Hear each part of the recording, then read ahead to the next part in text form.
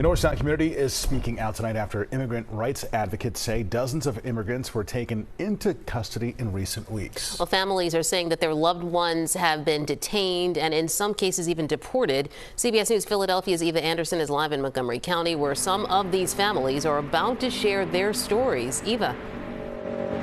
Natasha, Siafa, I'm standing outside at the Reformed Church of the Ascension here in Norristown, where in less than 2 hours, families who have been affected by ICE enforcement will be sharing their personal stories. I spoke to one woman earlier today who said just days ago her brother was detained, deported by ICE, and he's already back in Mexico. Julieta Guadalupe Adan says ever since her brother was deported, she feels like she's been living in a nightmare. No era un criminal. He's never had any sort of incident with the law. He came here, he always had a consistent job.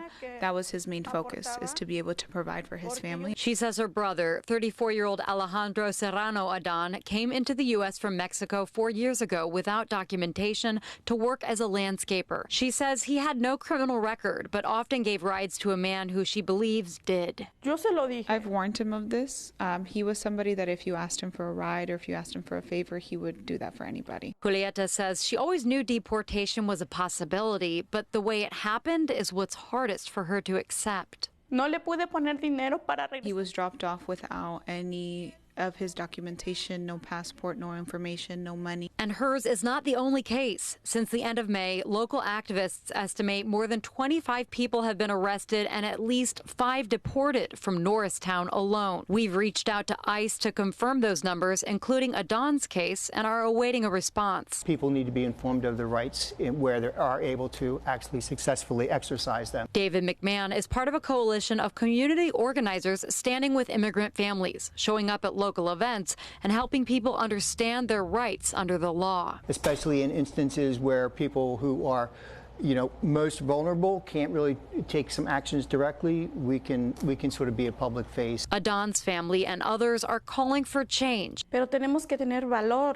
We do have value. We do have our dignity, and we demand respect, especially for our children. Now, this is an example of a card that community organizers are passing out to their immigrant neighbors. It outlines what to do if you are approached by ICE agents, including things like the right to remain silent, as well as the right to deny entry to your home unless you are presented with a warrant that is signed by a judge. And again, that press conference kicks off here at 6 p.m. Reporting in Norristown, Eva Andersen, CBS News, Philadelphia. Eva, thank you very much.